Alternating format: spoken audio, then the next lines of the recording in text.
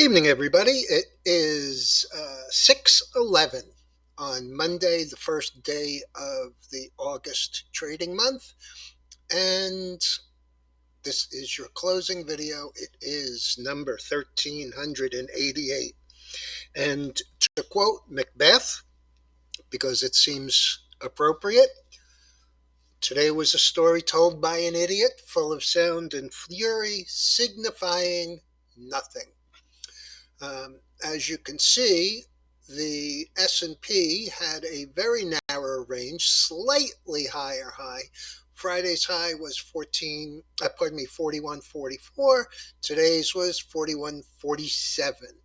The low was a little higher, but what was more important on this seesaw day was we opened down, they took them up, they took them down, and while they closed them down on the day, it wasn't by much. We closed just about dead center mid-range, about 23 points from the low and 25 points from the high. So really nothing. Advanced declines were 1.1 to 1 up on the NYSE, 1.3 to 1 down on the NAS. Volume was a little lighter at 4.3 billion, still respectable though for the summer. But there was plenty of news out and there was plenty of action. I'm just going to start with the futures because it was a pretty amazing day. We had energy down hard, the bonds up. Oil 93.89 down 473, just opened up 7 cents, so that's really nothing going on. The gold was higher, it was up 590, it's up another dollar tonight. Silver is slightly lower. Nat gas was slightly higher after coming down very hard. Traded down below $8. Let's just see what that low is. I think it hit one of the fib numbers, exactly hit one of the fib numbers at 775.30 and managed to close up on the day 5 cents at 828. So it's looking like it really wants to test this high and break out above that 966 number. Bitcoin down 960, Ethereum down 102, dollar down 44 cents, bonds up 5/8. So a real mishmash on what could only be described as a seesaw day. The good news was Boeing, which is now come to an agreement with the process for restarting deliveries of their 787. There are 400 of them ordered. There's a huge backlog, and I think that I heard they have 140 ready to go. They will all have to be individually certified, but that's still a step in the right direction. Apple decided to do a new piece of convertible debt. This is a company that has consistently borrowed at the right time. Use of proceeds, I'm not terribly happy with. It's mostly for buybacks and dividends, and I really never like to see that. Virax, which has moved from 540 to a high of 29, closed on Friday 1375, down 685. Today, pardon me, that was a range, 1375 to 698.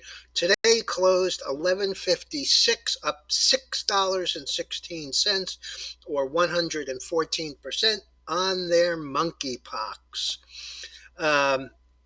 Zoom information, let's just call it the other Zoom. This company reported earnings. The stock had closed at 42.41, up 4.77 with a high of 44.69, up 12.9%. But that wasn't the biggest winner. We had uh, MGAM. This is a new listing. I don't have a chart on it. The name of the company is Mobile Global Esports. This company came out Friday, an IPO, 1.5 million shares at four, so $6 million worth. Today, the stock closed 12.90, up $1.71 after trading 20 and three quarters to 10.20. And what's interesting here is, although it's sold off and is still up on the day, it traded 24,285,051 shares, which is just 6 times the amount of stock that they offered Friday. So pretty intense. Another one, the news was on Zuili. Zuili is an online shopping. It's owned by a company called Curate, QRTEB. And the stock today, after, and you're going to love this, the stock today closed $18.39. That was up $14.12 or 330%. And Citicorp, always at the forefront when it comes to recommendations, cut the stock, kept it at maintain last month, but lowered their price objective from 4 to 3. You heard me right. The stock closed yesterday at 427 and they lowered the price objective to $3 from 4, and the stock traded 21.71 today. The last in extended hours is 17.98. That's up 13.71 or 321%.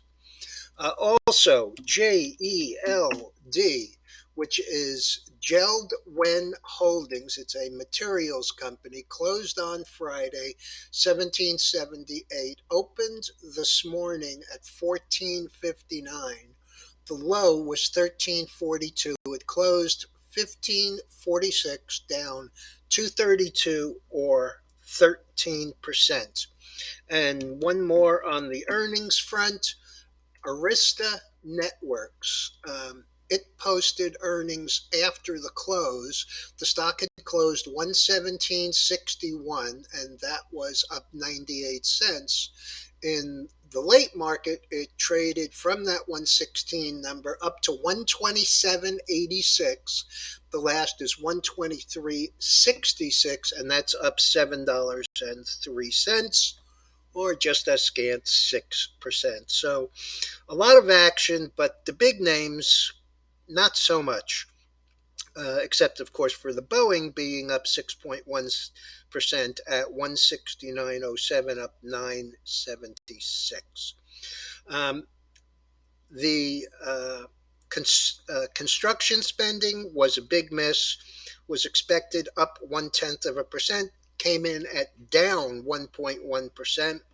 Also, ISM manufacturing, 52.8, down from 53 expected. So not overwhelming, but not the stuff that big market rallies are made of once you've already come. Now, my number was 40 and a quarter to 41.50.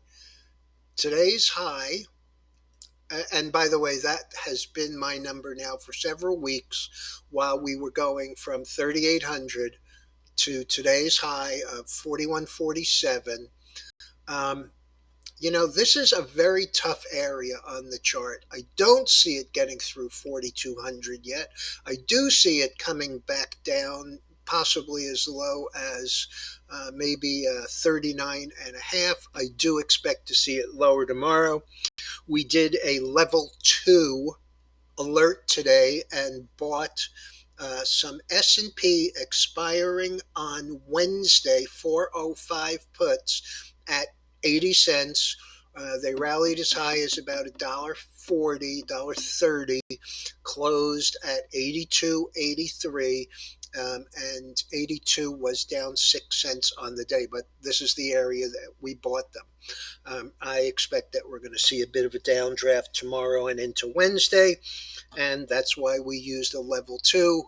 Level 2, in case you haven't read it in the weekly letter, is an alert for people who are literally sitting in front of their machine. And if this turns negative, we will get out very quickly. And so that's why it doesn't go out to everybody, because a lot of people don't sit in front of their machine 24 hours a day. And so that's where we are, folks.